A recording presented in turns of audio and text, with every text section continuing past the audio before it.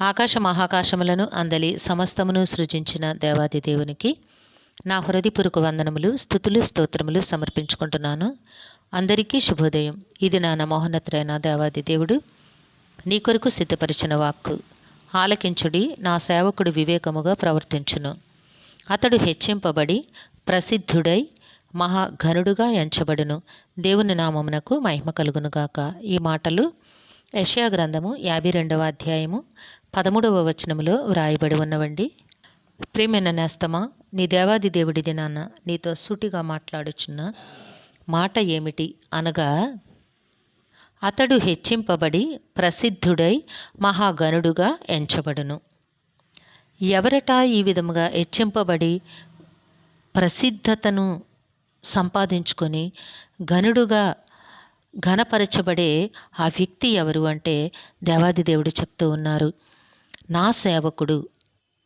ఎవరు ఆయన సేవకుడు? ప్రియమైన నేస్తమా, నీవే ఆయన సేవకునివి. నీవు ఆయన సేవకునిగా పిలువబడాలి అంటే నీవు చేయాల్సిన పని ఏమిటి? ఎవరు సేవకులంటే పరిశుద్ధ గ్రంథము చేతబట్టుకొని ఆయన మాటలు ప్రకటన చేసేవారు మాత్రమే సేవకులు కారు. ఎవరైతే ఆయన మాట ప్రకారము జీవిస్తారో, ఎవరైతే ఆయన చిత్త ప్రకారము నడవడానికి ఇష్టపడి నడవగలుగుతారో, ఎవరైతే ఆయన ప్రణాళికలు సంకల్ప సిద్ధి కొరకు పాటుపడతారో వారే ఆయన సేవకులు.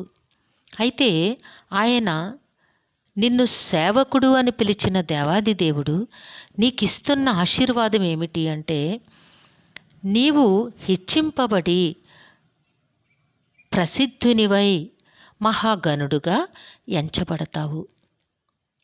ఈ స్థితిని నీవు ఆశిస్తూ ఉన్నట్లయితే నీ దేవుడు తప్పకుండా నీ బ్రతుకులో అనుగ్రహిస్తాను అని నీకు వాగ్దానము చేస్తూ ఉన్నారు. ఏమిటి ఆ ఘనత? ఇహ సంబంధమైన ఘనత కొరకు నీవు వెంపర్లు ఆడకూడదు. ఎందుకంటే ఇవన్నీ కూడా ఒకానొక దినాన నశించిపోయేవి. శాశ్వతమైన ఘనత కొరకు, శాశ్వతమైన హెచ్చు కొరకు నీ దేవుని సన్నిధిలో నీవు తాపత్రయపడు. దేవుని సన్నిధిలో ప్రార్థించు నేస్తమా. నీ దేవుని మాట ప్రకారము జీవించడానికి కట్టుబడి అడుగులు వెయ్యి. నీ దేవుని ఇష్టతను నెరవేర్చుట కొరకు అట్టి యోగ్యతను నీకు అనుగ్రహించమని నీవు దేవుని సన్నిధిలో ప్రార్థన చేసుకో. ఎందుకంటే ఎవరైతే ఆయన చేత నా సేవకుడు అని పిలువబడతారో ఆ వ్యక్తి యొక్క బ్రతుకు ఎట్టి రీతిగా ఉంటుందో దేవాది దేవుడి దినాన్ని నీకు బోధిస్తూ ఉన్నారు. తన సేవకుడు వివేకముగా ప్రవర్తిస్తాడట. అతడు హెచ్చింపబడి యహమందును పరమందును హెచ్చింపబడి మహాఘనతకు అర్హుడుగా తీర్చిదిద్దబడతాడు. కాబట్టి నేస్తమా, నీ దేవాది దేవుడు నిన్ను ఇట్టి రీతిగా దీవించాలని, ఆశీర్వదించాలని, ఉన్నతమైన ఘనతను నీకు అనుగ్రహించాలని ఇష్టపడుతూ ఉన్నారు గనుక నీవు ఆయనకిష్టమైన సేవకునిగా, ఇష్టమైన బిడ్డగా జీవించడానికి కోరుకో. అట్లా కోరుకోగలిగినట్లయితే ఉన్నతమైన వివేకము, ఆశీర్వాదము సమస్తమును కూడా దేవాది దేవుడు నీకు సొంతము చేయబోతూ ఉన్నారు. అట్టి రీతిలో దేవుడు నిన్ను దీవించునుగాక. ప్రార్థన చేసుకుందాము. సింహాసనాసీనుడైన దేవా, మీ ఘనమైన నామమును కొందరములు తండ్రి. మీ బిడ్డకి మీరు ఇచ్చిన వాక్కును బట్టి స్తుతులు సమర్పించుకుంటున్నాము. ఏ బిడ్డకైతే ఈ వాక్కును వినిపించున్నారో వారి జీవితంలో, కుటుంబంలో నాయన మీ మెండైన ఆశీర్వాదములు, మీ ఘనతను, హెచ్చింపును, ఈ భూమిపై ఉన్నతమైన జీవితమును, పరమందును ఉన్నతమైన ఆశీర్వాదములకు వారసునిగాను చేయమని మీ కాళ్ళు పట్టి వేడుకొనిచున్నాము.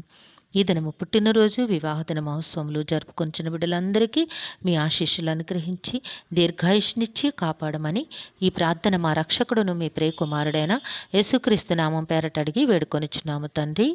ఆమెన్. సర్వకృపానిధియగు దేవుడు మీ కుటుంబ జీవితంలో ఉన్నతమైన ఆశీర్వాదములు అనుగ్రహించి మిమ్మును ఆయన నామ మహిమ కొరకు జీవింపచేయునుగాక. Amen, amen, amen.